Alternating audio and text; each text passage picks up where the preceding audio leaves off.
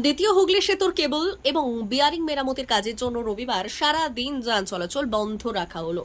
পাশাপাশি সাঁতরাগাছি বাস টার্মিনাসের কাছে কোনা এক্সপ্রেসওয়ের ওপর দুটি পিলারে লোহার বিম বসানোর কাজের জন্য ওই রাস্তাতেই যান চলাচল বন্ধ রাখা হয়।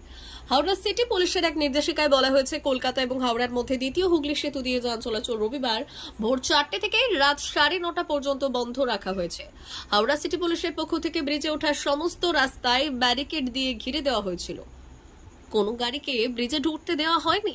খড়গপুর থেকে হাওড়াগামী গাড়িকে নিবেদিতা সেতু দিয়ে ঘুরিয়ে দেওয়া হয়েছে। আবার কলকাতা থেকে হাওড়াগামী গাড়িকে হাওড়া ব্রিজ, জিটি রোড, বালি হয়ে মাইতিপাড়ার দিকে ঘুরিয়ে দেওয়া হয়েছে। এছাড়াও মালবাহী গাড়ি ছাড়া বাস এবং অন্য গাড়িকে আন্দোল রোড হয়ে আলমপুরে জাতীয় সড়কে নিয়ে যাওয়া হয়েছে। প্রতিটি পয়েন্টে প্রচুর পুলিশ মোতায়েন করা হয়েছে।